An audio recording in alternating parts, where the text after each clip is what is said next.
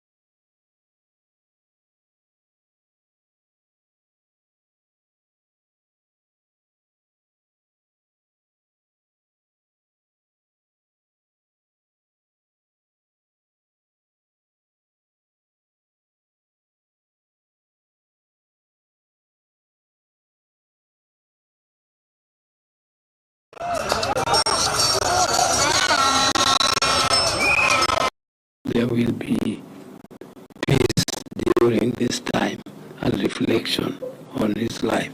So I thank everybody. I don't have to say much more.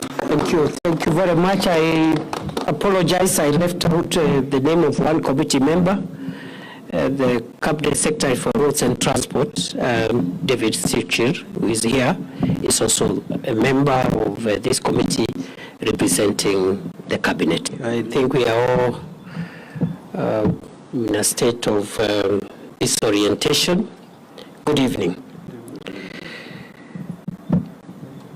I take this opportunity to welcome you to this press briefing by the National Committee on the state funeral of the Right Honorable Prime Minister RAILA ODINGA. Fellow Kenyans, as you're aware, today His Excellency President William Ruto made a presidential proclamation announcing the passing on of the former Prime Minister of Kenya and leader of ODM, the Honorable RAILA ODINGA. The President announced a number of decisions arising out of earlier meetings which were convened during the day, first with the family of our departed leader, later on with the National Security Council and the Cabinet. After deliberations and consultations, it has been directed that a national committee on the state funeral of the Right Honorable Prime Minister RAILA ODINGA be established. It is also important to reiterate that the government of Kenya has decided to give the Honorable RAILA ODINGA a state funeral, and that is why this committee has been established. The committee will be co-chaired by the Deputy President and the Honorable Senator Dr. Oburu Oginga, the elder brother of our departed leader. The other members of this committee from the Cabinet: CS Wycliffe Oparanya, CS for Cooperatives and MSMEs. CS Soipan Tuya, CS for Defense. CS Aiden Duale, CS for Health. And the Attorney General, Dorcas Oduor. From the family, besides the co-chairperson, Senator Oburu, Dr. Wenwa Akinyi,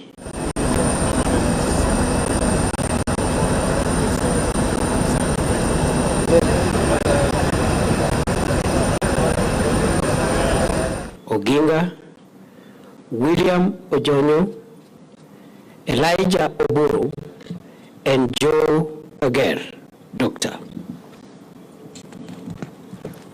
From the ODM party, Professor Anyang' Nyong'o, the Governor of Kisumu County, Governor Gladys Wanga, who is also the National Chairperson of ODM, Governor James Orengo of Siaya, Governor Abdulswamad Sharif Nasir of Mombasa, and Governor Simba Arati of Kisii. From the Senate, Minority Leader Senator Justice Stewart Mazayo and Senator Godfrey Otsotsi. From the National Assembly, the Minority Whip Junaid Mohammed, Minority Leader and former Minority Whip Junaid Mohammed, the the current Minority Whip, Millie Odhiambo, Dr. James Jekal, Dr. Otiende Amolo, and Dr. Lillian Gogo. The secretary to the committee will be the Principal Secretary for Internal Security and National Administration, Dr. Raymond Omolo.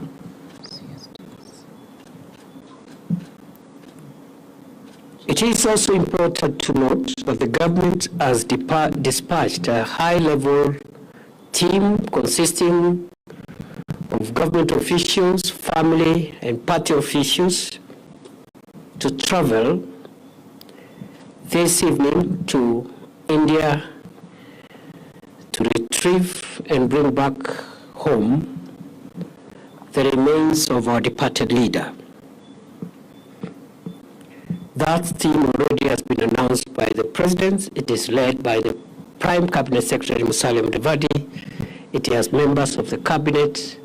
It has members of the party, governors, and other senior officials and family members. And therefore, what has been decided is to share responsibilities. So some of you may be asking why so I was not part of this. So we have shared responsibilities. Some are helping us to go and do that important task, and the others have been left behind to speed up the arrangements for the next steps.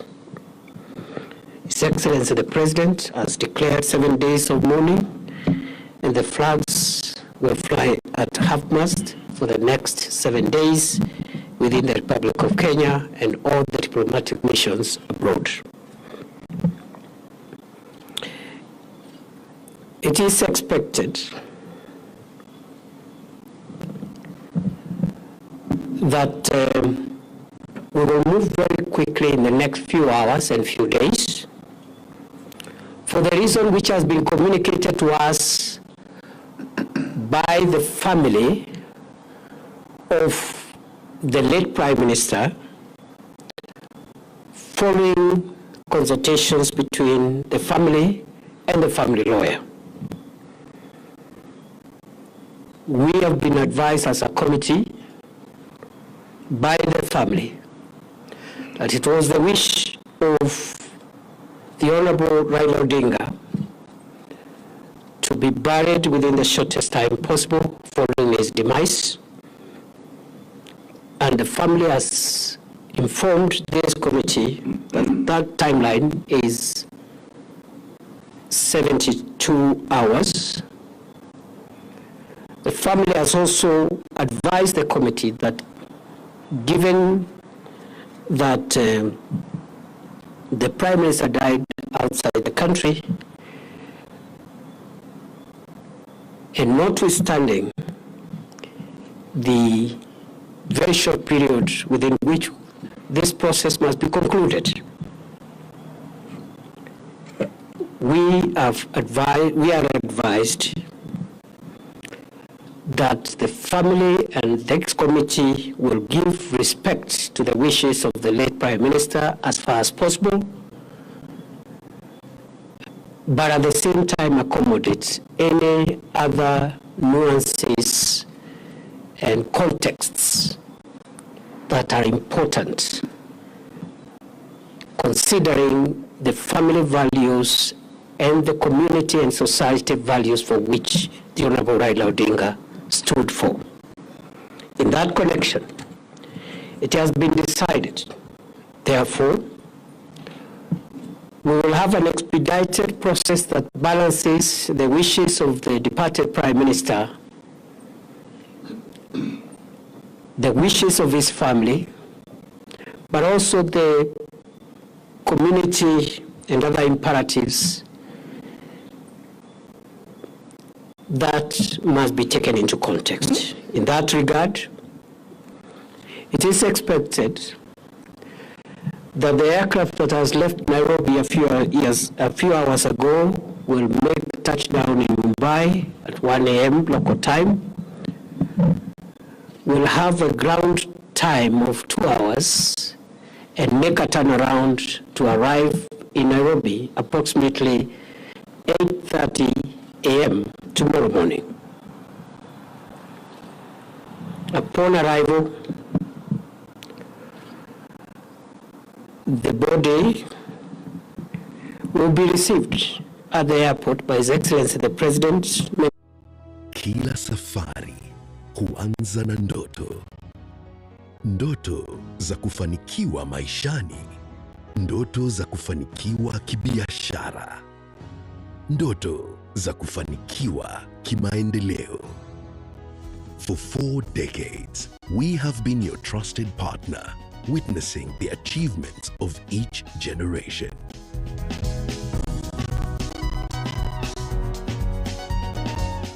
As we celebrate 40 years, our promise is to be with you for life. Tufanikishe zaidi.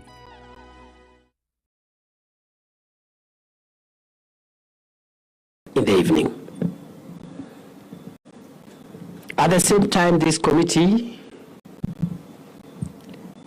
has decided to help members of the public, supporters, friends of the late Prime Minister who may not make it to some of the events that will be happening tomorrow and the days to come, with public places from which they can watch all the proceedings from tomorrow's arrival to the other events that will follow until the final rituals and the final rites in the interment of our late leader. In that connection, therefore, public grieving spaces will be created in various places, especially within Nairobi and also in other areas, as will be announced, where members of the public can follow proceedings on big screens and participate in grieving and mourning our departed leader. After the public viewing of the body in Parliament tomorrow, the body will return to Lee Funeral Home. On Friday, from 8 a.m., there will be a state funeral service of the late Honorable RAILA ODINGA at Nyayo Stadium. And this state funeral service is expected to be attended by dignitaries and VVIPs from outside Kenya. It is a state event, and it will be conducted in accordance with the protocols of state events to give respect to the stature of our foreign hero. That state funeral service, once concluded, will then lead to the body being moved to the current home of the Honorable RAILA ODINGA for overnight stay. On Saturday, the body will leave Nairobi for Kisumu early in the morning, and there shall be public viewing of the body of the late Prime Minister at Moi Stadium in Kisumu City between 9 a.m. and 3 p.m. in the afternoon, after which the body will travel by road from Kisumu City to Bondo for overnight stay. The burial of the late Prime Minister RAILA ODINGA will take place on Sunday and will be conducted according to the traditions of the Anglican Church, to which the Honorable RAILA ODINGA belonged. Ladies and gentlemen, fellow Kenyans, that is the status update of where we are on this very, very unfortunate development that has shocked the country and the world. I pray that we will all give the family the dignity they deserve, even as they struggle to bear with the moment of grief.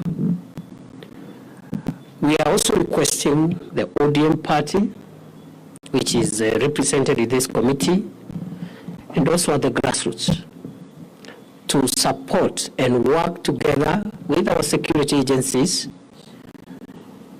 in the normal party manner to make sure that there is order and dignified mourning, to ensure that we do not have any incidents that could disrupt this very important moment in the history of our country. So we want to request the ODM leadership and the branch leadership in all the places which are concerned to help us and work with our security agencies to make sure there is order.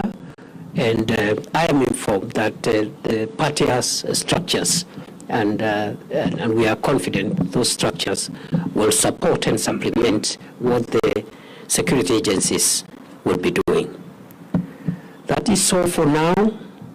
We will have further briefings every day between now and then, and perhaps tomorrow evening we will have another briefing at the end of the day. I want to give now this chance to the co-chair of this committee, the Honorable Dr. Oburu Oginga, Senator for Siaya County, to say a few remarks, and then we'll conclude this briefing. Thank you.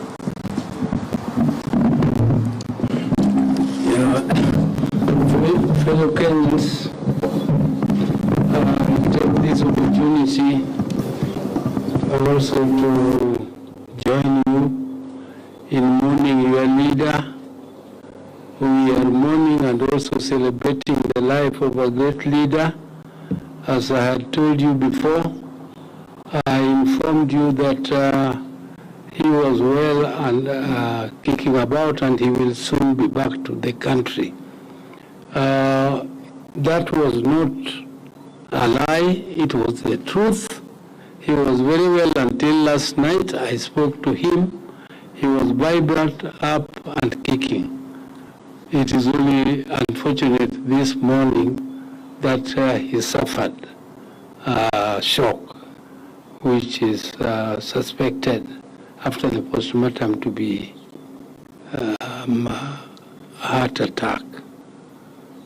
But we are not just mourning, we are also celebrating the life of our great leader. I don't have strength to speak much now. What the DP has said is what we have discussed and agreed, and I am only praying that our people at this moment behave in a dignified manner. Let us give my brother the dignified burial and send off that he deserves, and I hope there will be peace during this time and reflection on his life. So I thank everybody. I don't have to say much more. Thank you very much. I apologize, I left out the name of one committee member, the Cabinet Secretary for Roads and Transport, David Sichir, who is here, is also a member of this committee representing the Cabinet. I think we are all in a state of disorientation. Good evening. I take this opportunity to welcome you to this press briefing by the National Committee on the state funeral of the Right Honorable Prime Minister RAILA ODINGA. Fellow Kenyans, as you're aware, today His Excellency President William Ruto made a presidential proclamation announcing the passing on of the former Prime Minister of Kenya and leader of ODM, the Honorable RAILA ODINGA. The President announced a number of decisions arising out of earlier meetings which were convened during the day, first with the family of our departed leader, later on with the National Security Council and the Cabinet. After deliberations and consultations, it has been directed that a national committee on the state funeral of the Right Honorable Prime Minister RAILA ODINGA be established. It is also important to reiterate that the government of Kenya has decided to give the Honorable RAILA ODINGA a state funeral,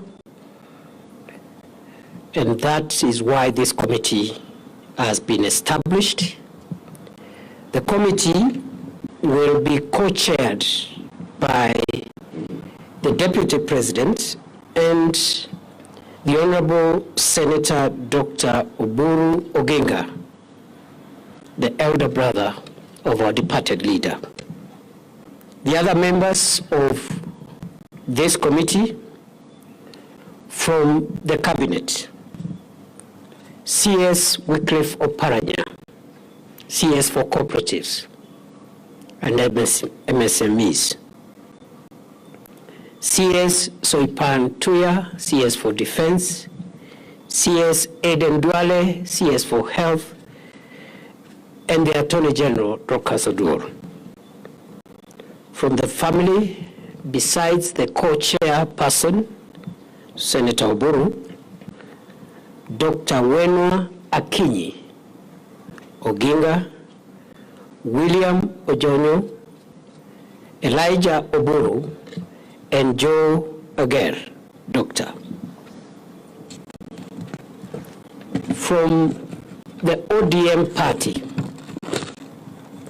Professor Anyang' Nyong'o, the Governor of Kisumu County; Governor Gladys Wanga, who is also the National Chairperson of ODM; Governor James Orengo of Siaya; Governor Abdulswamad Sharif Nasir of Mombasa; and Governor Simba Arati of Kisii. From the Senate, Minority Leader Senator Justice Stewart Mazayo and Senator Godfrey Otsotsi. From the National Assembly, the Minority Whip Junaid Mohammed,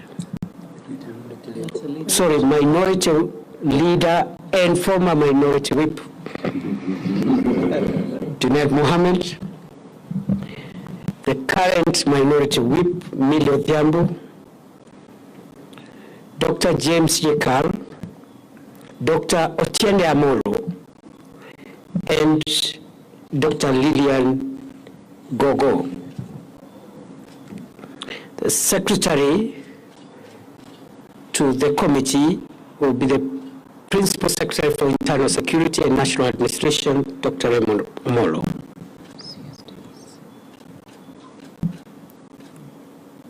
It is also important to note that the government has dispatched a high-level team consisting of government officials, family, and party officials to travel this evening to India to retrieve and bring back home the remains of our departed leader. That team already has been announced by the President. It is led by the Prime Cabinet Secretary Musalia Mudavadi. It has members of the Cabinet. It has members of the party, governors, and other senior officials and family members. And therefore, what has been decided is to share responsibilities. So some of you may be asking why so and so not part of this. So we have shared responsibilities. Some are helping us to go and do that important task, and the others have been left behind to speed up the arrangements for the next steps. His Excellency the President has declared 7 days of mourning, and the flags will fly at half-mast for the next 7 days within the Republic of Kenya and all the diplomatic missions abroad. It is expected that we will move very quickly in the next few hours and few days for the reason which has been communicated to us by the family of the late Prime Minister following consultations between the family and the family lawyer. We have been advised as a committee by the family that it was the wish of the Honorable Raila Odinga to be buried within the shortest time possible following his demise. And the family has informed this committee that that timeline is 72 hours. The family has also advised the committee that given that the Prime Minister died outside the country, and notwithstanding the very short period within which this process must be concluded, we are advised that the family and the ex-committee will give respect to the wishes of the late Prime Minister as far as possible, but at the same time accommodate any other nuances and contexts that are important, considering the family values and the community and society values for which the Honorable Raila Odinga stood for. In that connection, it has been decided, therefore, we will have an expedited process that balances the wishes of the departed Prime Minister, the wishes of his family. Does your agricultural production make sense? Our dedicated team of specialists constantly works on innovating new sensor solutions using cutting-edge technology. They collaborate with some of the industry's most forward-thinking companies to innovate sensor solutions that meet the demand for data on traceability, emission, animal welfare, benchmarking, and optimization. At Dole Sensors, we make sense in your production. And make a turnaround to arrive in Nairobi approximately 8:30 a.m. tomorrow morning. Upon arrival, the body will be received at the airport by His Excellency the President, members of the family, and other officials, escorted to Lee Funeral Home, and at 12 o'clock, the body will be moved to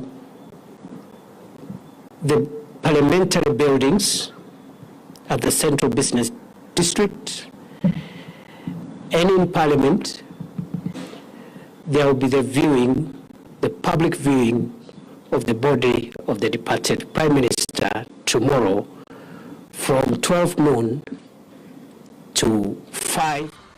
Use today's meeting to commiserate with the family of our departed leader, more particularly his spouse, Mama Dr. Ida Betty Odinga, his children Rosemary, Raila Jr. and Winnie, siblings, and the entire ODM family for the loss. The members paid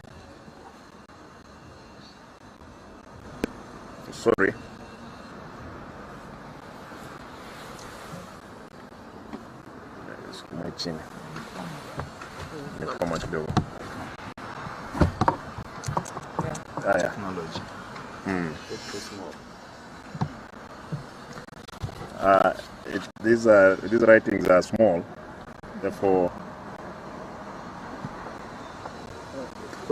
All right.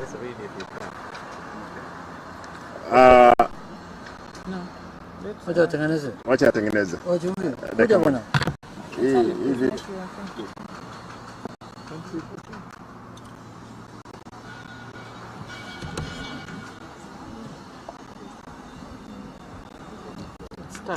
make it bold.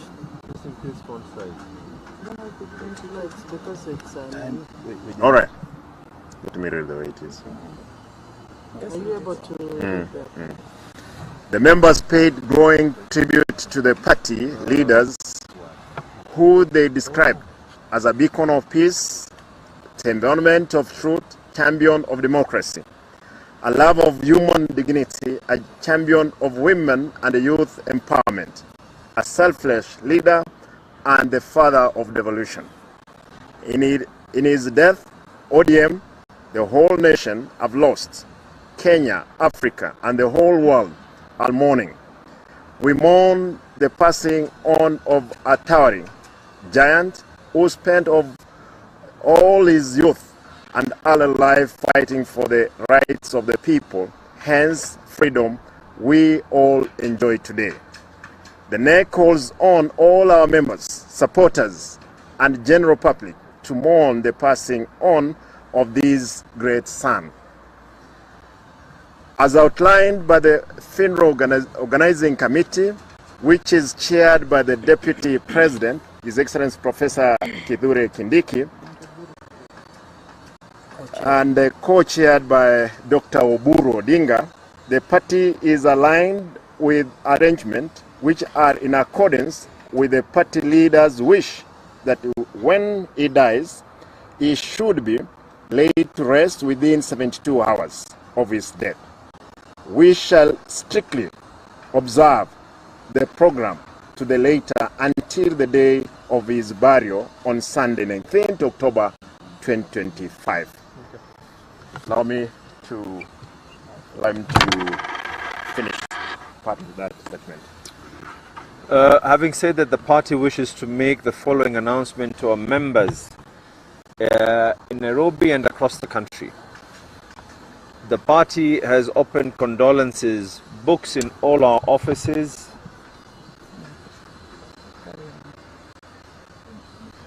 Okay. Why don't you just help us, technology? 1 second.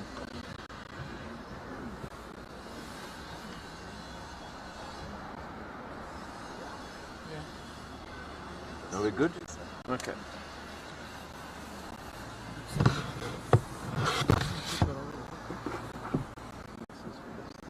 The party has opened condolence books in all our offices across the country. Members, supporters, and the general public are free to visit any of the party offices at the county level to sign the condolence book, and in some instances, the governor's offices. The body of our hero will lie in stated Parliament buildings today for public viewing from 12 to 5 o'clock. We encourage our members and supporters to head straight to Parliament for this event and to avoid Lee Funeral Parlour, which will have very minimal activity.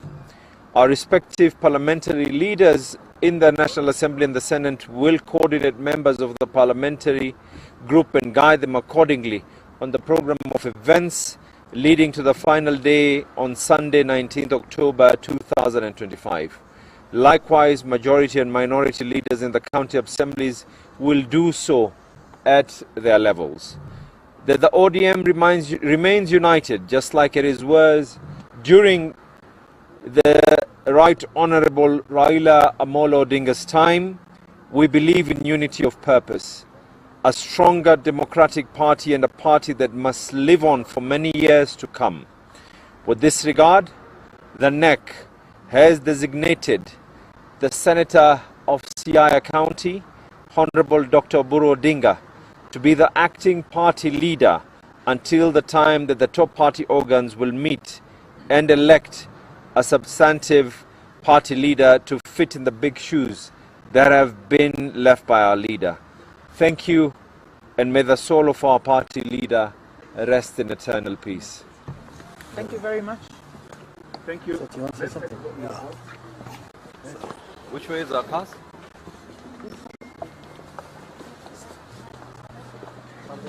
Where class? Abbas.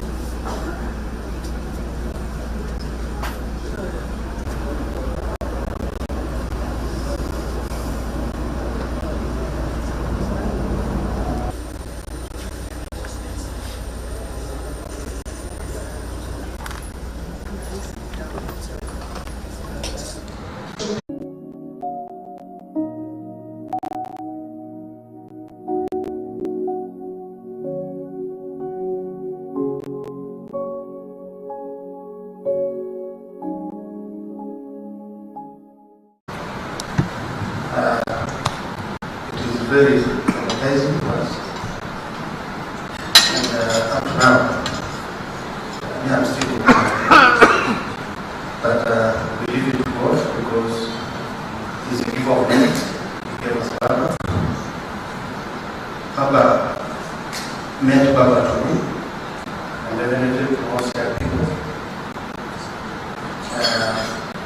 I got to know him or to interact with him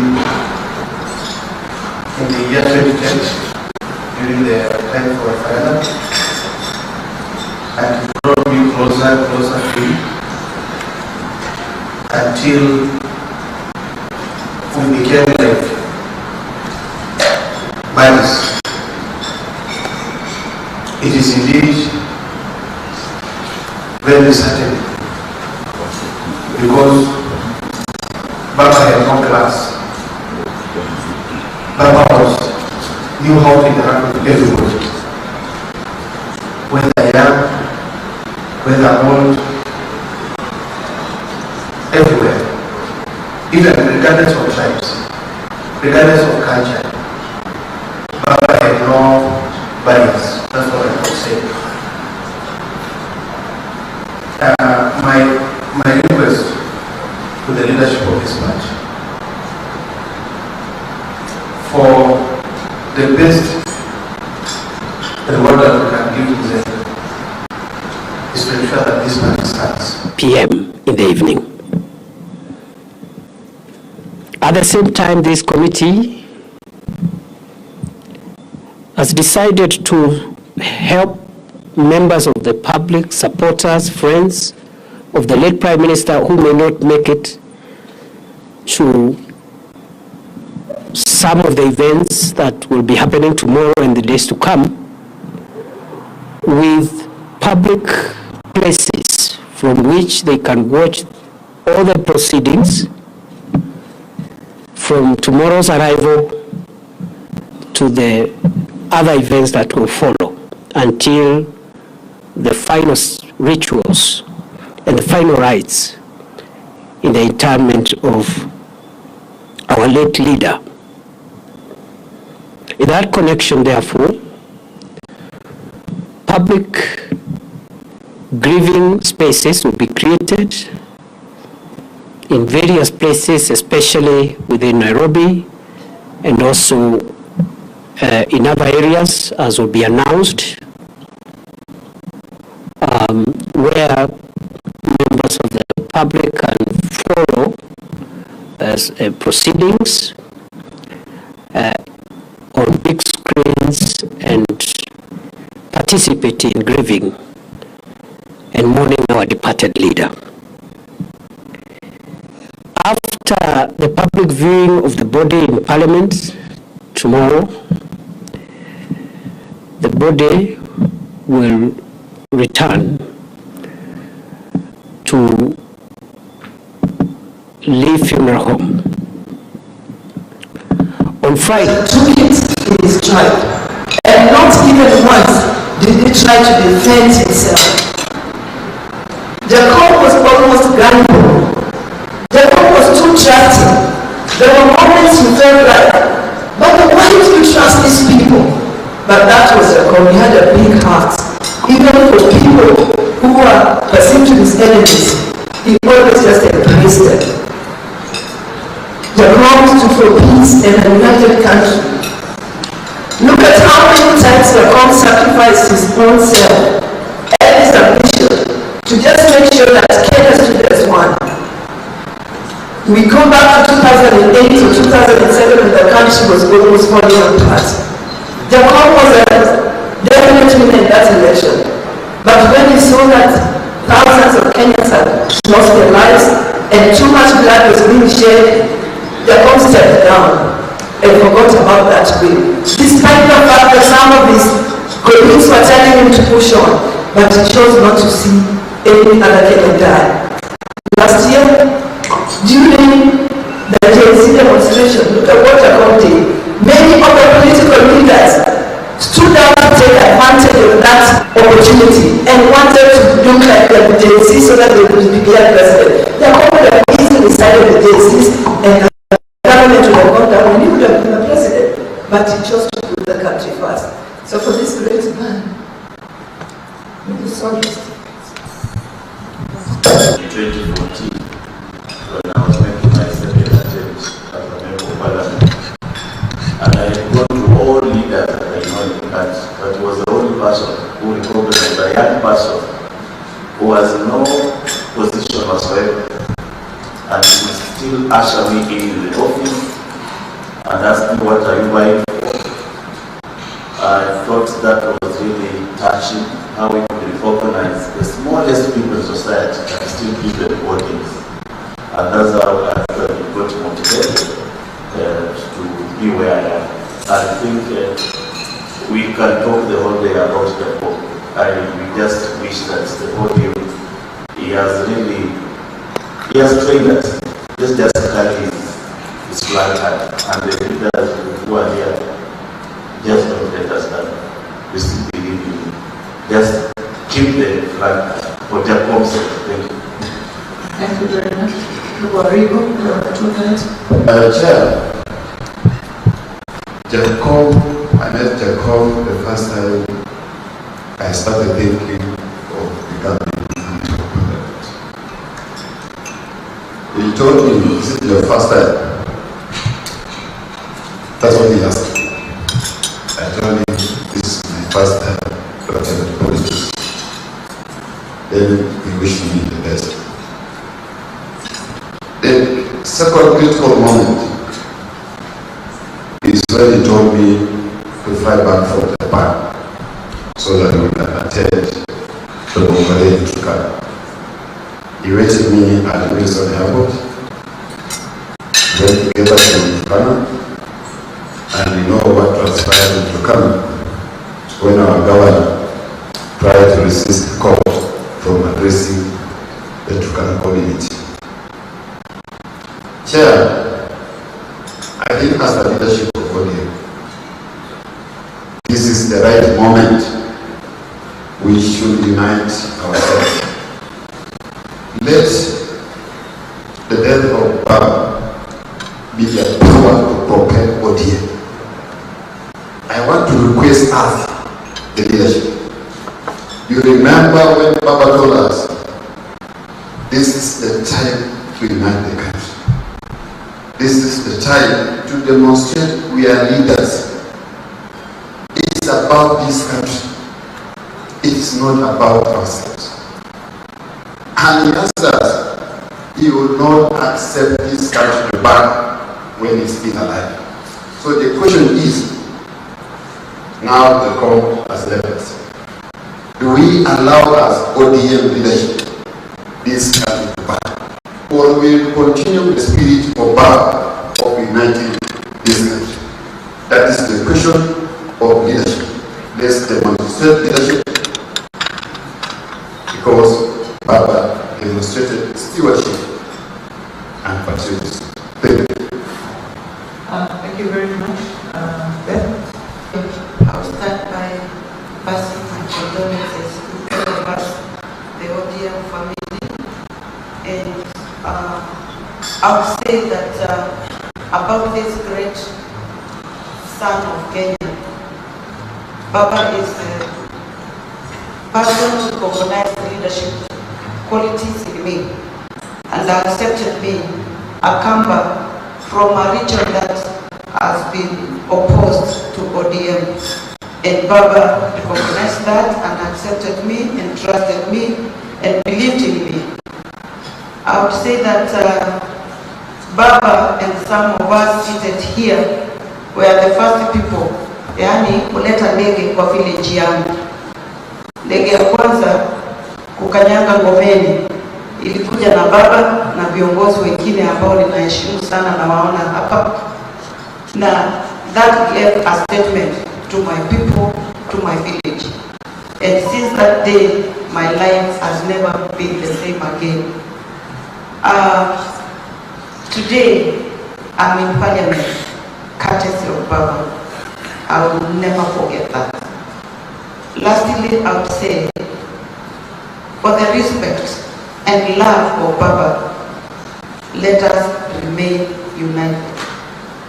Baba believed in nationalism and kept repeating to us that we need national outlook. Let us not lose that. We keep that and we make sure we remain united. We retain the national outlook of the party because the party belongs to all of us in Kenya. Thank you so much. Nataka nitoe risala za rambirambi kwa familia na mwenda zake shujaa Raila Odinga na pia kwa chama chetu cha ODM. Mimi nilimjua baba nikiwa msichana tukiwa na mwenzangu Mheshimiwa Masito, na nilimtambua baba ya kwamba ni kiongozi anayetambua kina mama na ni kiongozi anayetambua wachache na wale waliotengwa. Na ni wakati baba aliponiona katika harakati zangu za siasa akamwambia mheshimiwa aliyekuwa kule Likoni wakati huo ya kwamba tumteue Mheshimiwa Mishi kama MCA ama kansela katika Mombasa County. Basi mheshimiwa yule alifanya hiana na hakukubali, akapeleka jina la kijana. Jambo hilo lilimkasirisha sana baba. Na wakati huo mheshimiwa Mudavadi alikuwa waziri wa local authority. Basi baba pamoja na cabinet secretary Joe na mheshimiwa Mudavadi walikaa wakazungumza, wakasema hatuwezi kupoteza msichana, lazima tumwangalie. Baba nominated me, nikawa kansela katika kaunti ya Pwani. Na kutoka hapo baba alinijenga kisiasa. Tuliendelea na harakati za siasa wakati wa mambo ya chungwa na ndizi. Sisi ni wale tulikuwa pale kata Likoni karibu tuwawe na marisasi na mambo yaliyokuwa pale. Lakini baada ya hapo tukawa na katiba mpya ambayo tutakumbuka sana baba na hii katiba kwa sababu alitupatia nafasi sisi kama kina mama tuingie katika uongozi. Niliingia kwenye kinyang'anyiro na wakati wa nomination ya Mombasa County, wakati huo Janet Ongera alikuwa idi wa chama chetu. Nikawa nimeshinda, media wakawa wakitangaza, lakini baadaye kukawa na watu wanafanya ukorofi ama filifinyange kunipokonya tikiti yangu. Baba alitoa sauti moja tu, akauliza returning officer, nani ameshinda uchaguzi wa chama Mombasa County? Akaambiwa na returning officer ni Mishi Boko. Akasema na kwa nini ule ampatia tiketi yake? Mnamzungusha leo jana watu wote walipatiwa, lakini yeye mpaka leo hajapatiwa. Na wapatie kisagi moja Mishi apatiwe tiketi yake. Kweli mimi niliita watu wangu na tukafika pale, na mimi returning officer akaomba msamaha, nikapatiwa tiketi yangu upande ya ODM kusimamia women representative. If it was not Baba, maybe I could not be the first women representative for Mombasa County. Alitoa sauti na akasema, "Wewe alishinda. Na wewe imetangaza. Na nini hajapatiwa tiketi yake?" Nataka niseme tiketi yake apatiwe ushindi wake mara moja. Na nilipata ushindi wangu. I cried for joy and I said, this man ni mtu ambaye hapendi dhulma, na ni mtu ambaye anajua wanyonge, anajua kina mama. Also baba aliyeshua ya kwamba kina mama tumeingia katika uongozi. Wakati alisema direct nomination ya wale kina mama ambao wamepitisha 50% katika ile popularity katika ile sehemu. That is why we have kina mama wengi katika single constituency from our ODM. Baba alipenda kina mama sana. Baba alipenda vijana. Baba alipenda minority and the marginalized. I hope whoever is going to take that shoe of Baba is not going to isolate people like us who are marginalized and we are minority. That is why today we are serious. Alina Sanjo, it is Baba loves Kenya. We need the unity. We need the unity. Kabisa, asanteni. Baba all the way, inshallah. Ukapokepewa penye waja wema. Asante. Dar Halima Daro, I come from Marsabit County. those who don't know me, I was born in Moyale. I came to ODM party in 2012, and I'm the first person who brought Ukuri Atani to the party, and we won everything, and Baba trusted me since then. But the painful part of this is I can't say a lot, sina nguvu. Baba, the last time I saw him, about I think 3 months ago, alipigia Mheshimiwa Junet, akaongea naye mambo yangu, akamwambia usiache msichana wangu kwa baridi. Mimi sitasema mengi, amenifanyia mengi because of the time. Nawapatia pole. I'm dying. Thank you very much. Kakiri, next. And then we go to Elsie. I wish to relay my heartfelt condolences to the strongest man I have ever met in my life. He is the one who ignited my passion. I started reading about Baba when I was in school. When I was in the university studying politics, I could borrow a lot. Up to the time when he was incarcerated, the liberation struggle, I learned about the fortitude that Baba displayed. I remember in 2007 when I asked Baba for a meeting with 80 deaf people in Kenya, and then so that we discuss how we could launch the Disability League and the disability chapters in the ODM party. Baba sent Mudavadi to come and organize the meeting for us. So we organized a meeting, we talked with Mudavadi, he gave the report back to Baba, and then when we moved to the year 2014, I attempted to vie to become the secretary for disability affairs in the ODM party. Baba saw my potential, and then he encouraged me to involve myself in the activities of the party, despite the fact that Muaura was the one in charge. So I really see this is a person who saw a lot of potential, encouraged everybody, including people like us.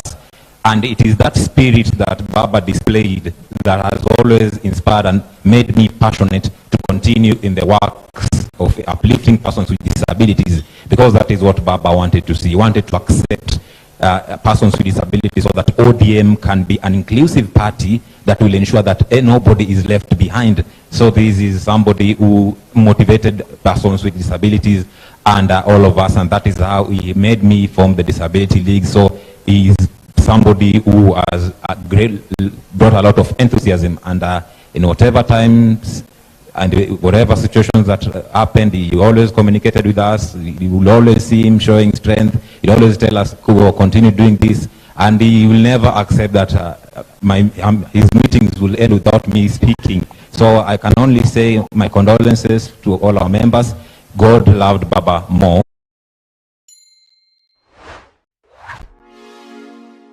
In today's digital economy, businesses depend on uninterrupted connectivity. But what if your business lost access to the IP addresses it relies on? Without ownership, organizations may face unexpected challenges, including reallocation, increased costs, or changes in policy that could impact business operations. At Number Resource Society, we help businesses navigate these challenges by providing education, advocacy, and resources that help them secure their IP assets for the future. Don't leave your digital future to chance. Join NRS today and take steps to protect your business.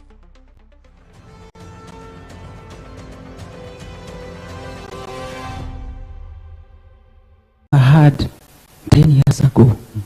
It is painful. We have lost the father of democracy, the father of multi-party, the father who cared about us women. May he rest in peace. May we stay united as one family of ODM. We should not be divided. Thank you. Christian? This is to all of us, me included, because I really talk with a very heavy heart today. I knew Mzee through my late father and mama in the 90s. And when I stand here, I've always seen a similarity in the two. Generous, outgoing, brave people, and people who really care about the less fortunate. Baba knew my story from my childhood, I think, because I think they used to talk with Mzee, and Mzee told him a lot about me. So one time, I was called by Ndimama to his home, and Jacom was there.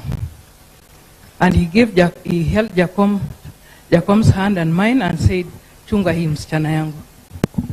And I will always remember that, because just before the death of Ndimama, 3 hours to his death, he also called me and told me, "Mama," he left me with 2 things. "Don't you ever leave Raila Amolo Odinga." So even if I had anything, this is one thing I would never have done, because there's a curse. But I want to say this, I have come so far with that old man, with Jacom, sorry. Because during my mother's burial, they were there. My brothers, they have come to my home with the deputy chair, with the deputy party leader, and you could see the relationship. It was a family relationship. To me, I lost a father yesterday, a father figure, a mentor, and a great friend. And I know for sure my life will never be the same again. And I know for sure Kenya will never be the same again, and they'll never have a man like this one. One thing I want to remember about him is braveness. There was a time, I wish Memusi was here, we were going to Murwadikir. And actually we had told him, we warned him not to go to Murwadikir. And that is the place he said, "I'm going there." We said, "That place we are going to be stoned, we are going to be beaten." And he said, "That is the place I want to go." And we flew there. I'm telling you, Chair, Your Excellency, we were stoned. I fitted in the dashboard ya gari, as big as I am. But you could see Jacom with his braveness would still say, we have to attend the baraza. And at least he got a lot of people who supported him, because there are so many Kalenjins there who are crying today because of the braveness of that man. So today I just want to say, let's stay as a family. Because if there's anything we have to show Baba, is to stay as a family. And ODM should go stronger. Thank you so much. Thank you very much. Maybe I'll take Masito as among the final ones, given the time. Basi asante sana mwenyekiti. Mimi pia nitoe rambirambi zangu za dhati, mimi na familia yangu na watu wa Kwale. Vile tulivyomjua Raila alitupenda sana watu wa Kwale. Na ninajua alitujali na akatutakia mazuri kila siku. Kitu cha msingi Chair, nilikuwa nataka kusema hivi. Mara ya mwisho nikizungumza na tukiwa na baba Diani, alitaka kuona the Bambaulo family. Na mimi nikamuitia Bambaulo family, akawaona kwa sababu wale ni ndugu zake. Hao pia wanajitayarisha kuja kwa mazishi. Sijui tutawaweka wapi pale, lakini lazima watambulike kama Bambaulo family wamekuja kuzika ndugu yao. Asante Chair. Asante sana. Omanyo? Or Halima? Senator Hamida. Asante. I'm thinking of Halima here. Yangu nafikiria tunaomboleza tu sote. I just wanted to share one thing. Baba called me Juzi. That was the night before he passed on, at 6:15. And in fact, I was guilty. I thought it was someone else using his phone to call me. So hello Hamida. So now nikashinda nikamwambia, "Oh baba, sikutaka kukupigia because I thought I need to give you time to rest." Akaniambia, "Pana, Hamida, I'm coming home." Now where Baba was, he sent me last year with my husband, because my husband had suffered pains, injury ya mgongo. So anyway, he sent me to Kerala, and we were there the whole month. So then he told me, "Hamida, now that you've been here, you know the drill of this place, what they do. So mpaka sasa siwezi kunini." And he wanted to know, there's a meeting that he wanted me to organize for him. And he told me, "Hamida, you remember I want you to do an Arabic kind of, I think he knows, an Arabic, and Arabic music and Arabic." And he was just laughing. So I told him, Baba, don't worry. In fact, we won't even go to the hotel. I'll do it from your house. And I'll transform that place to Arabic. Whatever. And the chef, I have a chef who is going to do the Arabic. And he was telling, I'm coming home. Hamid, I'm coming home. That was the last word. Mi naomba tu tushikane sote. Baba mentored us. We have come a long way. Some of us, we were very young. Na ametushika mkono. Mi naomba tu na sisi wenyewe wengine who are also, you know, come from marginalized, mositutupe na tushikane sote. We have so much to share about Baba. Asante sana. You have me there? Catherine and then Babu. Got to Sorry. Babu. Thank you very much. To me, Baba was like a father figure. Baba was so close. And some few days before Baba traveled for treatment, Baba called me to go and see him at Serena. When I went, I found Osotsi with Baba. They were talking with Baba, and there were also other two leaders. Then we sat and we were talking. Baba told me one thing. Baba said, Babu, I want us to work together in ODM. We are one family. There's nothing that has been lost. Let us all be united. Baba was a unifying figure. If you went to Baba with any problem, Baba didn't know how to say no. Baba would just tell you, yes, I will solve it. That was a father. I remember when we were with Mheshimiwa Junet, we were in Elgeyo Marakwet at Tolgo's house. Then we were supposed to go and bury Mzee Kibor. Then Junet told Baba, we've gotten intelligence that we cannot go to Mzee Kibor's place. Baba, let us not go. Baba told Junet, let us wait a little. After the burial, we go and condole with the family. Junet continued and told Baba, we can't go. First of all, when we passed by Iten, I don't know Iten at Elgeyo Marakwet, we were stoned there. Then, when Baba insisted, we decided to go. Ogeta, Junet, myself, and Baba. When we went to Mzee Kibor's place, we parked like around 500 meters from the homestead. Getting in, we found the leaders who were there. The then area member of parliament, the governor, and other leaders. We condoled with the family. Then one by one, we saw these leaders getting out and making phone calls. Then Junet told us, told me, Babu, there's something happening here. Can you find out?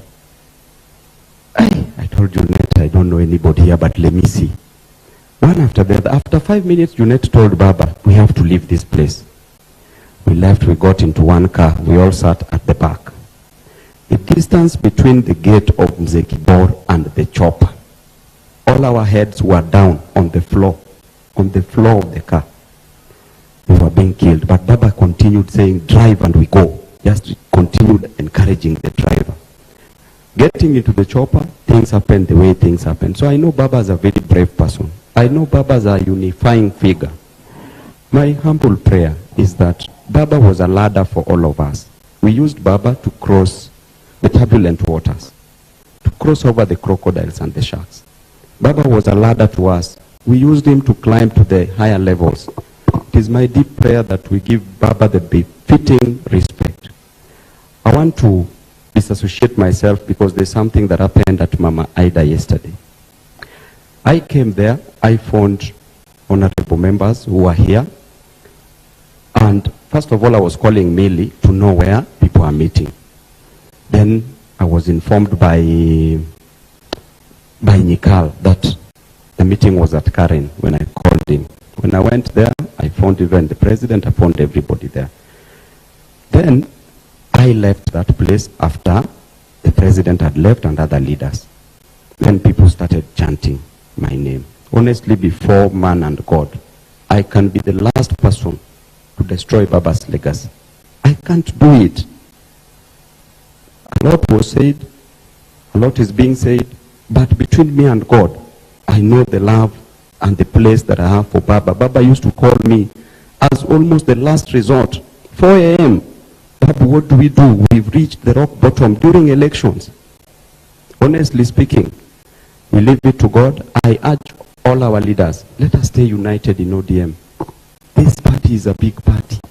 Let us stay united. That's all I can say. Thank you, Babu. I think I want to close the tributes there because of time. It's already 8. Thank you, Chair. I won't take long.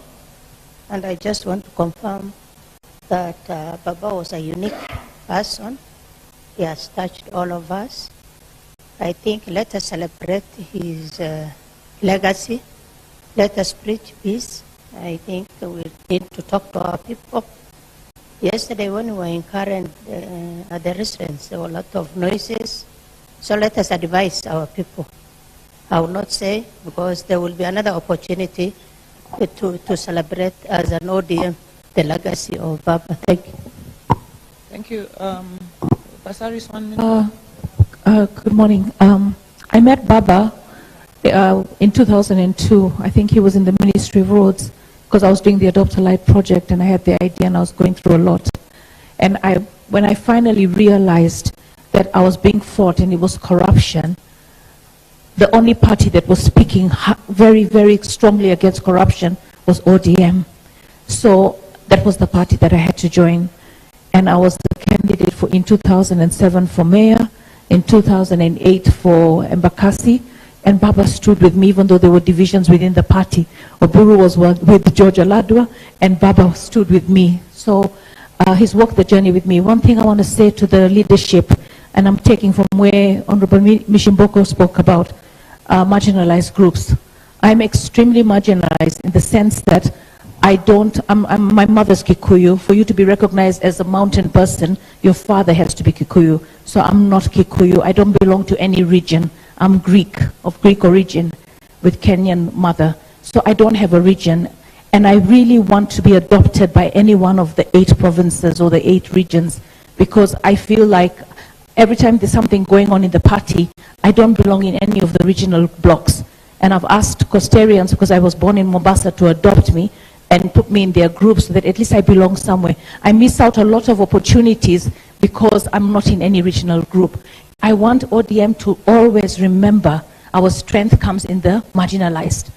And if we keep that together, we'll be okay. Baba's wisdom, we must have some wise people or wise counsel. We need to find them. I think we have Professor Anyang Nyong here. Baba used to advise us on what to do. I was actually going to say that when it comes to 2027, we need the wisdom of the wise so that they can tell us the strength of our party to win the most seats. Thank you. God bless you all. Thank you very much.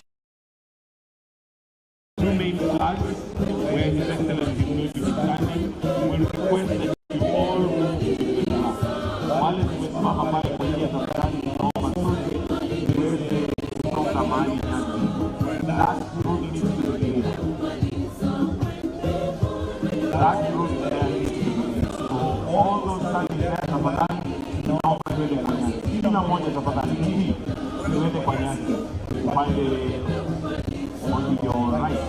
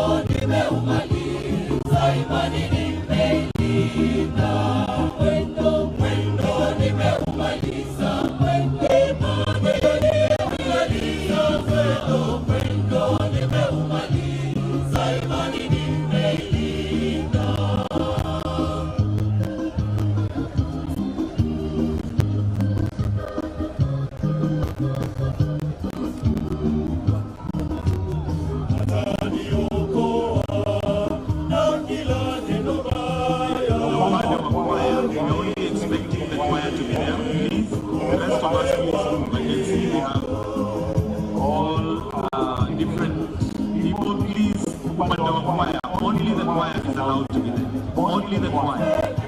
Only the choir. Only the choir is allowed to be there, so please, let's ensure that we clear that area. The choir is in uniform. Anyone who is not in the choir uniform, I kindly request respectfully that we clear.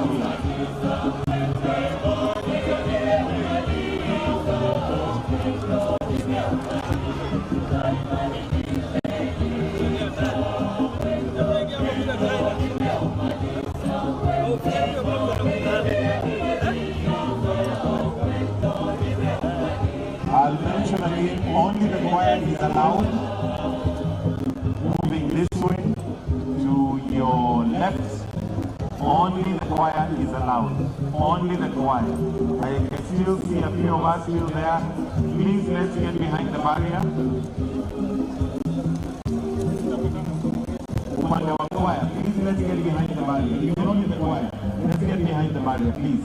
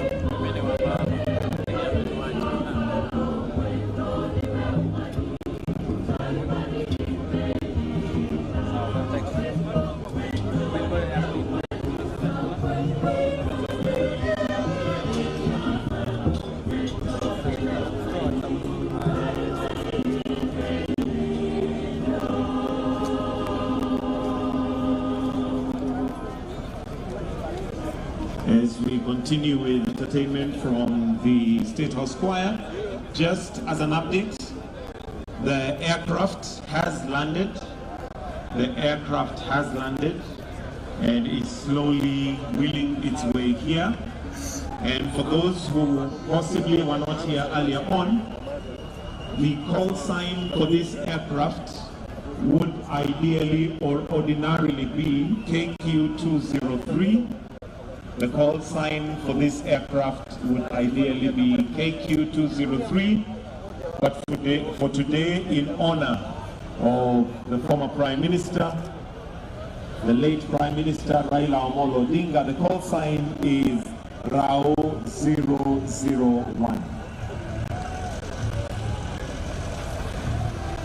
So in honor of His Excellency, the late Raila Amolo Odinga, the call sign for the aircraft that is now wheeling in is RAO 001.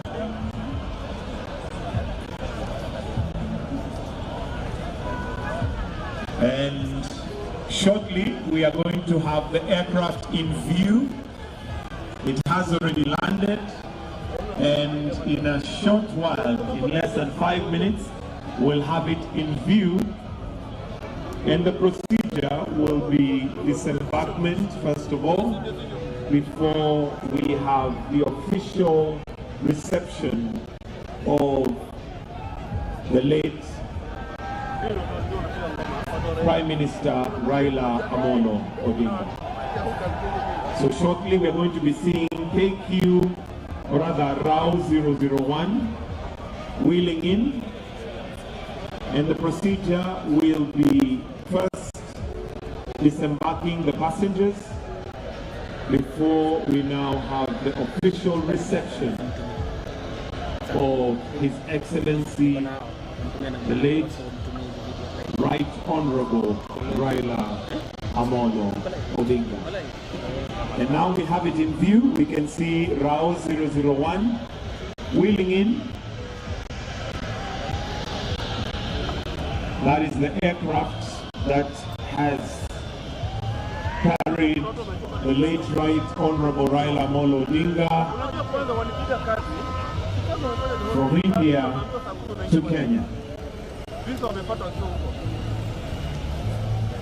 As mentioned, the procedure that we expect is disembarking the passengers. It should take about 15 minutes to do that once the aircraft has grounded to a complete halt. And there we'll have a salute in honor of the Right Honorable Raila Odinga.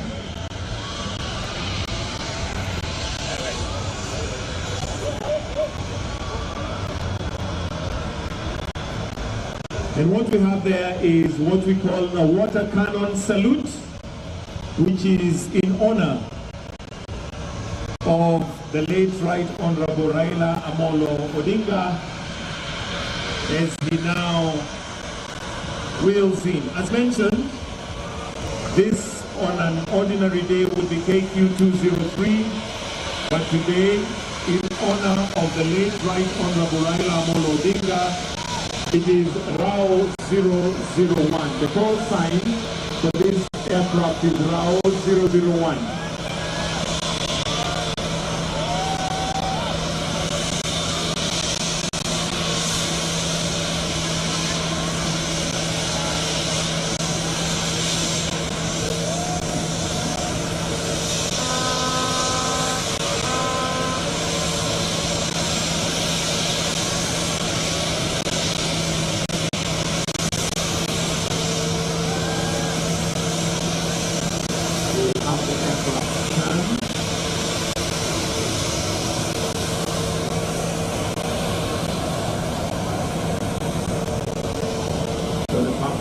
Disembarking the passengers.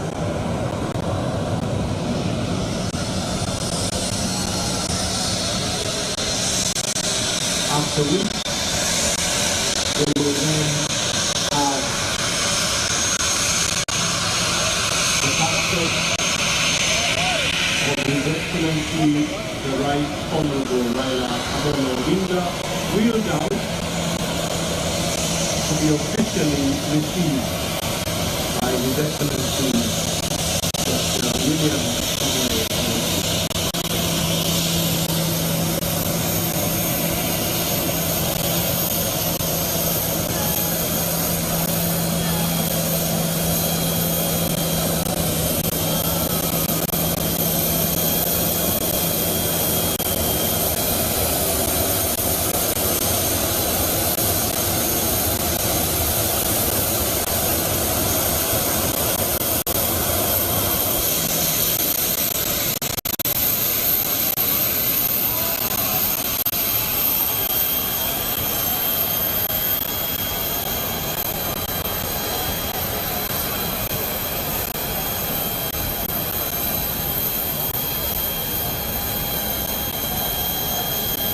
So kindly, for guidance, we'll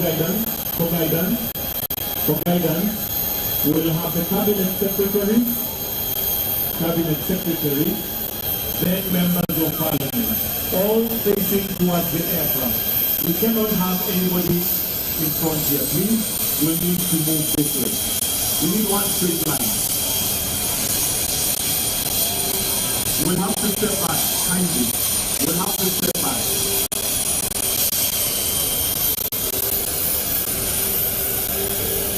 So cabinet secretary followed by members of parliament to the right.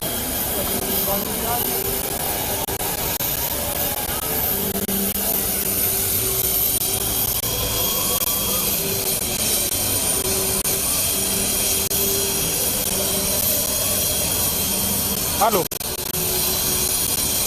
Cabinet Secretary, Governors, Members of Parliament.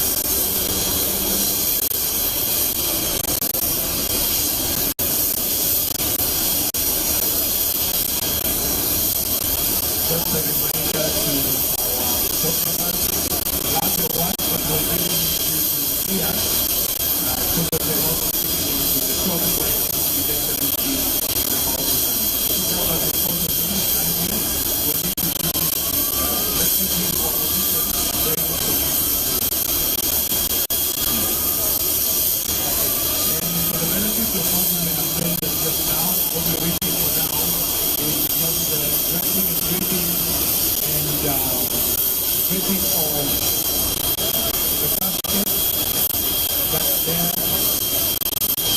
to meet Right Honorable Raila Odinga. So that's what we're looking for right now.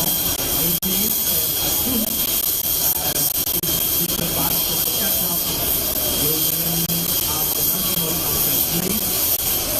We will, as soon as we get to the front here, we will have the national anthem, the East African anthem, to mark the official arrival of the late Right Honorable Raila Odinga, after which we have prayers before we progress with the rest of the program.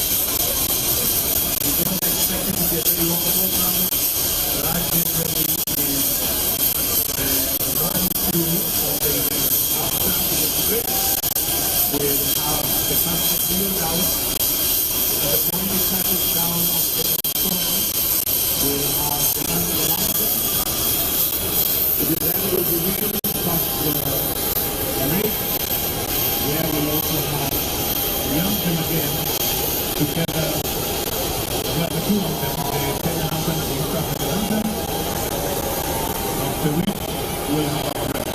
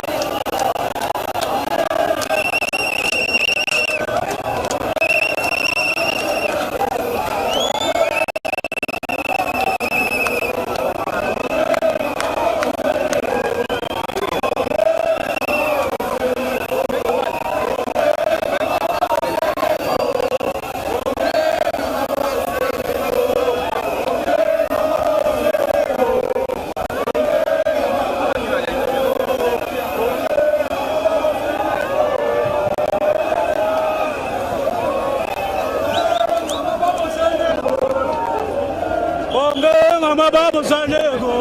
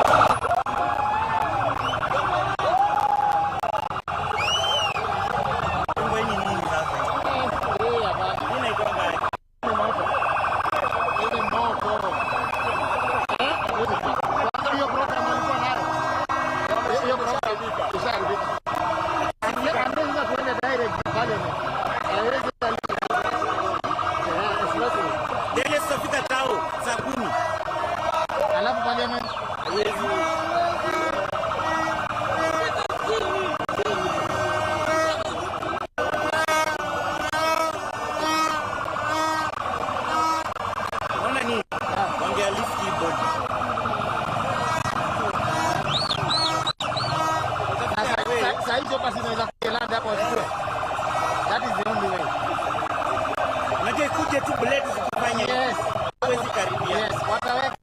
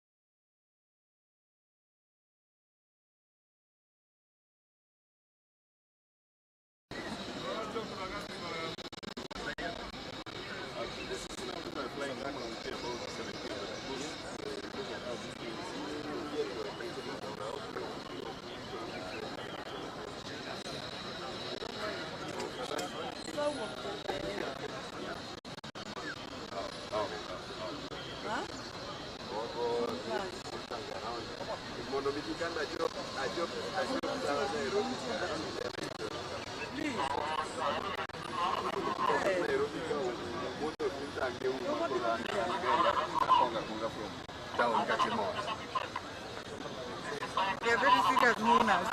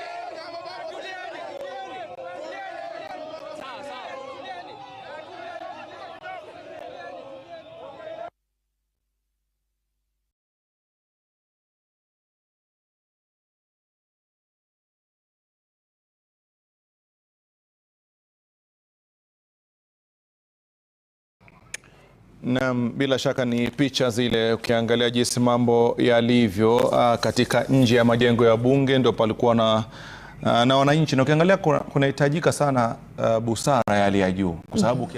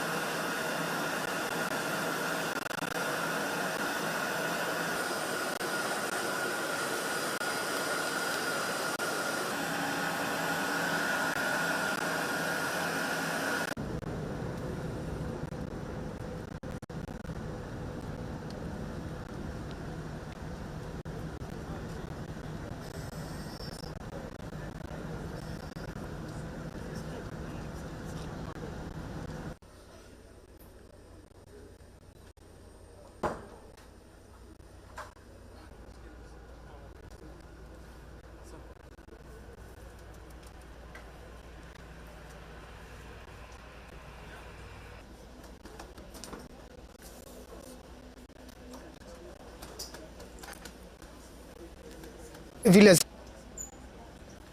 pangilio. Nafikiri pale serikali inafaa pengine kubadilisha na waeleze wananchi ya kwamba kulingana na vile mambo yapo, pengine hatutaenda vile tulikuwa tumepanga, manake wananchi pia wameamua vile kutafanyika. Na ukiona pale wananchi wao wenyewe ndio kusema kutoka kule JKIA, na hiyo ni safari ndefu na inaenda polepole. Kwa hivyo pengine serikali iangalie tena ule mpango, iangalie sasa matakwa ya wananchi, ianze kuwaeleza muwe wavumilivu, maanake mambo imebadilika. Watu wameamua kutembea. Leo swali kwa sasa unasikiza maelezo, kwa sababu kama uwanja wa ndege wakati walipokuwa wametulia, jinsi walipoona ndege imetua na walivyoona mwili wataka kutolewa, hali ilikuwa tofauti, kwa sababu wao wanamwangalia yule, wasikizi mtu mwingine. Ni kweli, lakini unajua serikali ikianza kueleza wananchi, hatukatai aje mbunge, hatukatai aende lii, na mtakubaliana vile wananchi wengine wamesema tuende polepole, hata nyinyi muwe wavumilivu, ama mwanze safari muje nyote kule Mombasa Road tuende pamoja. Yani wakianza kutangaza habari itafika, yani ndio watu waelewe ni nini inaendelea. Itafika, wengine wafuate kwa runinga, wengine wangoje, na hata ingekuwa afadhali wale wako mbunge sasa watembee na mwili mpaka lii, na kutoka lii bado kama kutakuwa na safari nyingine waendelee. Na pia wananchi waelewe ya kwamba familia ya Raila Odinga inaomboleza. Wako na mwili, wako wametoka safari ndefu, wako hapa, hata mama Aida anangoja. Kwa hivyo pia wananchi waangalie familia. Oburu Odinga anangoja, amechoka sana tangu hii mambo yaanze, na lazima awe pale. Kila mtu awe mvumilivu, manake watu wako na hisia njema na wanataka kuomboleza, na si ati ni serikali peke yake. Watu wa upinzani na watu wa serikali wote wameomboleza. Kwa hivyo ni nchi yote iko kwa haya maneno. Na ukiangalia hata kwa gazeti pale ya Nation, utaona habari za maombolezi, utaona habari ya Mheshimiwa Kalonzo Musyoka pale, utaona habari ya Rigathi Gachagua, hata yeye ameomboleza na watu wake wako kwa msafara. Watu wote, wafuasi wote wa upinzani na wafuasi wote wa wananchi wote wako pale. Umeona Martha Karua pale, Eugene Wamalwa, kila mtu wa upinzani hako kwa haya maneno, na hata wafuasi wao. Kwa hivyo kila mtu anaomboleza. Kuwe tu serikali itafute njia ya kuanza kupasha habari ya kwamba mambo yameenda kulingana na matakwa ya wananchi, na ule anaweza aende safari na wale wengine wanatoka JKIA, kuliko sasa kulete mambo pale mbunge. Na watu walipiga laini kutoka saa 11 asubuhi pia. Wananchi wamechoka, walikuwa na matumaini, lakini kuweka ile waya pale ya bunge ile, kama kuna maandamano hiyo, sijui ni nini imeleta hiyo, lakini ni vizuri wananchi waelezwe mambo sasa yataenda polepole, si kama vile tulikuwa tumepanga. Naam, kwa hivi sasa tumeweza kupata taarifa kuhusiana na anga. JKIA wamesema kwamba kidogo wameweza kufunga safari kwa muda wa masaa mawili kutokana na hali ya kiusalama, kwani itakumbuka kwamba mtazamaji, tuliweza kufahamisha kuonyesha jinsi watu ama waombolezaji waliweza kuingia katika uwanja wa JKIA. Kwa hivyo wameomba muda wa masaa mawili, hakuna ndege kutua wala kuondoka, ili mradi tu waweze kuhakikisha kwamba usalama umeimarishwa katika uwanja wa kimataifa wa JKIA. Na pia vile ni kwamba pia katika hapa njiani ima kuingia ama kutoka pia wanazuia, kwa sababu baadhi ya waombolezaji wameingia sehemu ambazo walikuwa wastahili kuweza kuingia, kwa sababu kuhofia chochote kile. Wanataka masaa mawili wakisha wamesawazisha kila kitu, usalama ni kipaumbele, shughuli za kawaida zitarejea. Lakini kwa hivi sasa shughuli kidogo zimeweza kusitishwa wakati wakijipanga kurejesha hali iwe kama vile ambavyo uweko kila siku. Na pia vile tunaarifiwa kwamba bado mwili haujatoka katika uwanja wa ndege kimataifa wa JKIA. Kulingana na Emmanuel To, anasema mwendo ni wa kobe mno. Hakuna mwili haujatoka, ila watu kidogo wameanza kuingia barabarani. Hii inamaanisha kwamba ni msafara mrefu mno.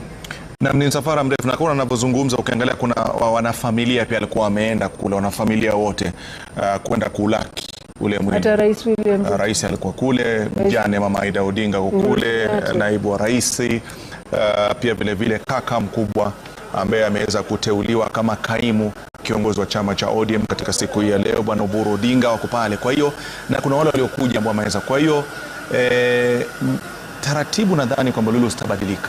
Kwa sababu ukiangalia kama sasa hivi saa 5 mwili haujatoka katika maeneo yale ya JKIA, na ukiangalia ule utaratibu ni kwamba tuje katika makafani ya Ligi, alafu baadaye tuelekee bungeni. Nafikiri nakubaliana na Dan Maanzo kwamba kunahitaji maelezo mengine yatolewe na wale wahusika wa kamati ile kwa imepangwa ambayo inaongozwa na Bwana Kithure Kindiki profesa, ili Wakenya wajue kama utaratibu ni ule ama labda masaa yamesogezwa mbele ama mambo yamebadilika. Lakini kwa hivi sasa hali ni kama ilivyo kwa sasa hivi, mwili haujatoka, ile hali kwamba tuna jitihada ambazo zinaendelea kuhakikisha kwamba msafara utaondoka. Lakini msafara umeanza polepole.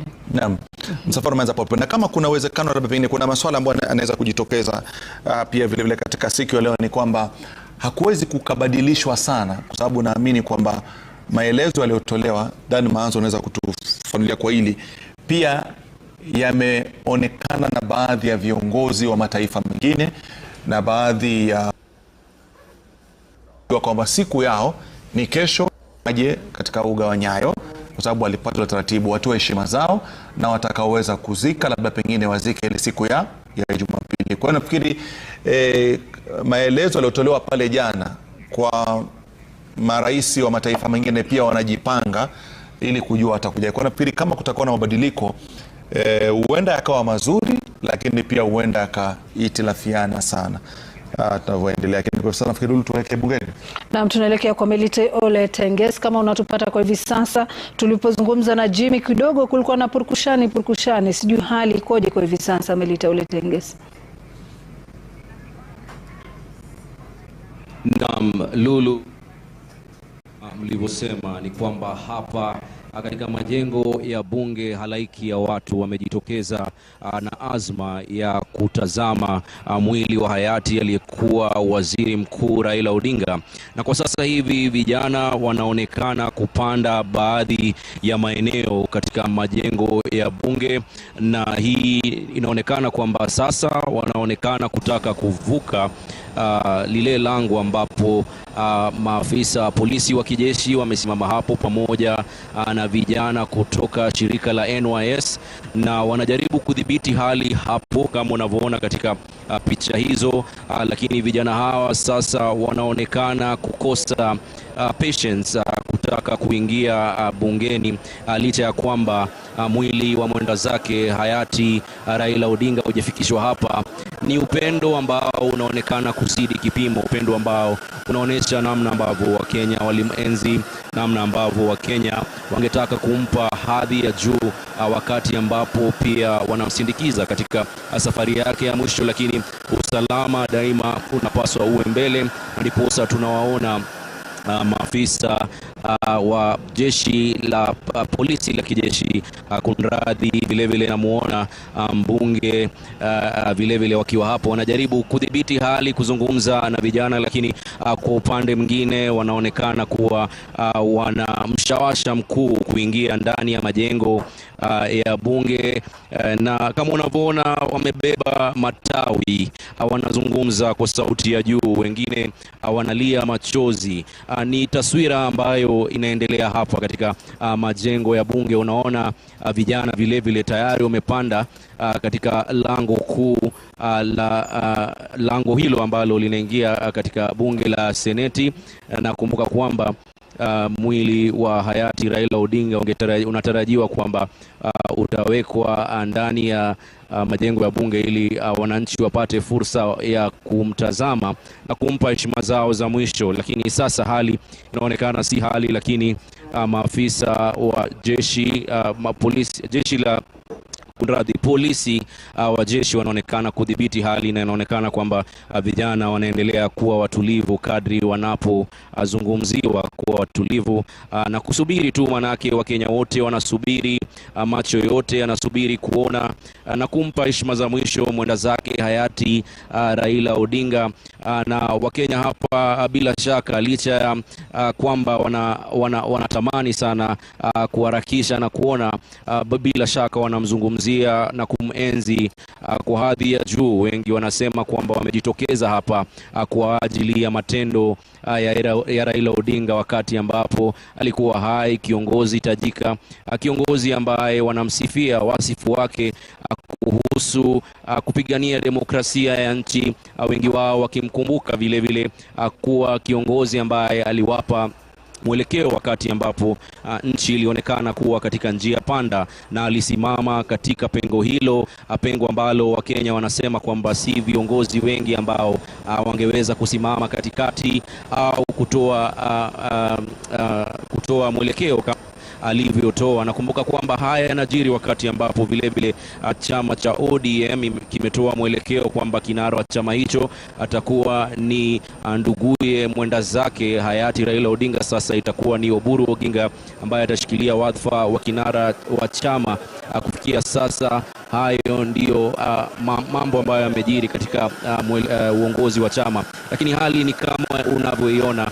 Unamuona vile vile Gladys Boschole akiwa amejitokeza hapo kuzungumza na polisi wa kijeshi, kutoa tu mwelekeo namna ambavyo taratibu zitaendelea hapa, namna ambavyo hali itadhibitiwa hapa kikamilifu, kuhakikisha kwamba hakuna hali haitaenda mrama. Rashid na Lulu, na unaona hapo vile vile shirika la NYS sasa vijana wamejitokeza kwa wingi zaidi, wako ange na wanajaribu kutoa mwelekeo zaidi kuhakikisha kwamba usalama unadhibitiwa hapa.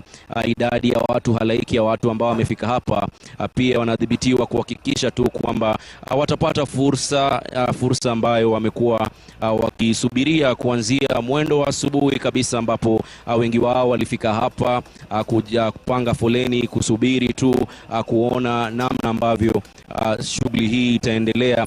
Mle ndani tunaarifiwa kwamba kwaya ya bunge la kitaifa inaendelea kuimba nyimbo za kuliwaza tu ili kuhakikisha kwamba shughuli hiyo itaendelea taratibu. Namuona mbunge wa Rarieda Otiende Amolo ambaye sasa amejitokeza kuzungumza na vijana hao ambao wanaonekana kwamba sasa wanahitaji kupewa mwelekeo zaidi na viongozi, na naona viongozi wamekuja kuzungumza nao, pengine kuwaeleza tu, jamani, tuwe watulivu, tukisubiri tuwe watulivu, manake ni shughuli ambao Wakenya wote kwa ujumla wanatarajia vile vile kufuatilia, na haifai kuwa na bugdha, haifai kuwa na mushkil, haifai kuwa na wasiwasi wowote, bali ni utulivu tu, utulivu ambao kunradhi unatarajiwa kutoka kwa Wakenya wote ambao wamefika hapa. Lakini Rashid, kumbuka nilisema kwamba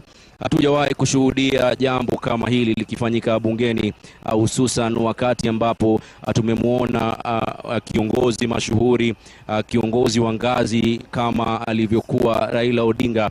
Manake sasa tunawaona kwamba vijana wanaonekana kuzidiwa na hisia, wanaonekana zaidi kujawa na biwi la simanzi, lakini vile vile wanaonekana kusherehekea maisha yake, na ndiposa unaona pia wanabashasha katika nyuso zao. Wengine wanamkumbuka kumbukizi ambayo wengi wameelezea kwamba wao watamkumbuka kama baba ambaye alisimamia taifa wakati ambapo taifa lilionekana kuwa na misukosuko, wakati ambapo walitarajia kwamba nchi haingepata mwafaka, lakini wanasema kwamba Raila Odinga alisimama katika pengo hilo, na vile vile alikuwa kiongozi ambaye alikuwa anawarai vijana katika miaka yake ya uongozi, hususan katika siasa zile za motomoto, akiwa anawarai vijana kusimama na vile vile kuhesabiwa katika uongozi wa nchi. Na ndiposa unaona vijana hawa hii leo wametokelezea kumtunuku hadhi hiyo, kumpa heshima zao za mwisho. Namuona mbunge Otiende Amolo anazungumza na wao moja baada ya mwingine, kuelezea kwamba jamani, tuwe watulivu, tujaribu kudumisha nidhamu wakati huu, na jamani tusonge kando ya lango hili la bunge, ili tupate kuwapa nafasi maafisa wa usalama ambao wako hapa. Na unaona kwamba ni jambo la kushangaza kwamba tayari wanamsalimia na wanaonekana kuzungumza tu naye. Pia wanaonekana kwamba wanajaribu kumwelezea hali zao, vile vile kumwelezea mambo ambayo wanaona kama ndio mwelekeo wao kibinafsi.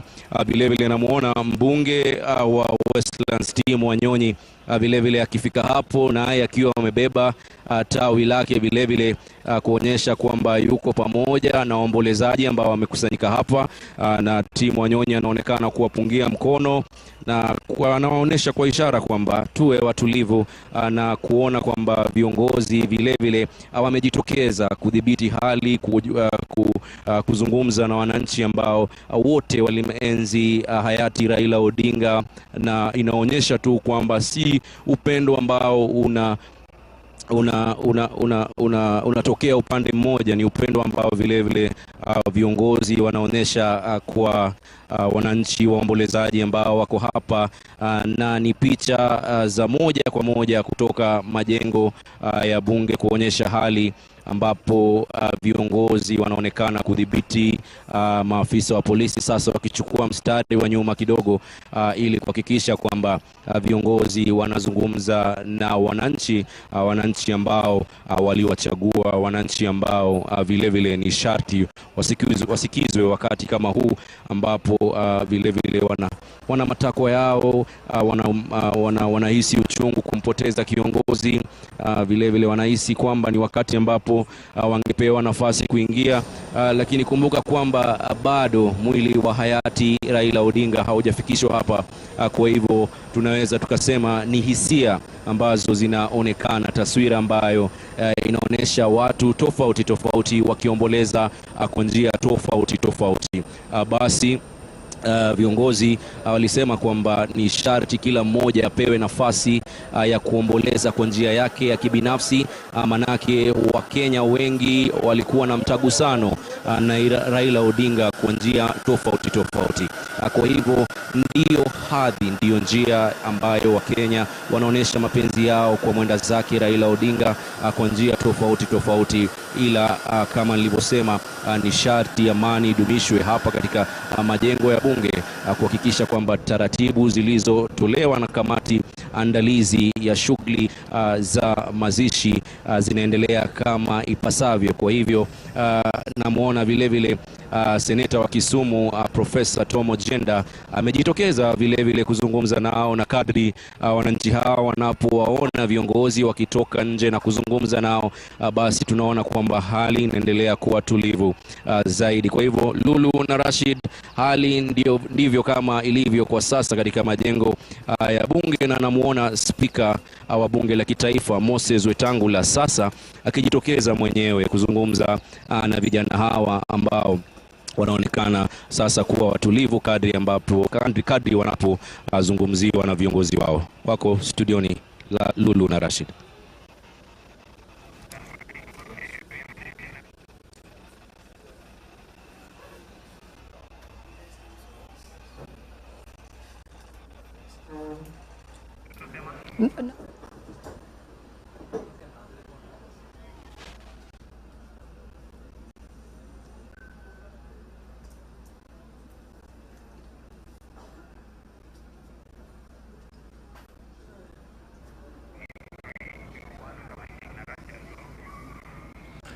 Na ukiangalia katika nje ya majengo ya bunge, naona Spika Moses Wetangula amejitokeza na baadhi ya wabunge wengineo kwa kujaribu kuzungumza na wananchi ambao wamefika katika lango lile la bunge. Wengi walikuwa wanajaribu kuingia katika bunge lile, na kwa taarifa ambao tuko nazo kwa hivi sasa, pia vile vile ambazo tumeweza kuzipokea ni kwamba huenda shughuli iliyotarajiwa kufanyika leo hapa bungeni isifanyike, kwa sababu mwili unapokuwa unatoka katika uwanja wa ndege wa JKIA utakuwa unapelekwa moja kwa moja katika uga ule wa Kasarani, ambapo wananchi watapewa nafasi. Kwa ni kwamba shughuli ya leo kutoka JKIA moja kwa moja hadi Kasarani, alafu kesho wengine watapewa nafasi ya kuenda katika ile misa. Na mtazamaji, ni kutokana na wingi wa watu, wingi wa waombolezaji kama wameweza kuonekana kutoka JKIA hadi majengo ya bunge, imelazimu serikali kuweza kubadilisha ratiba siku ya leo peke yake, wakisema kwamba mwili hautawekwa tena katika majengo ya bunge kama ilivyoweza kuratibiwa.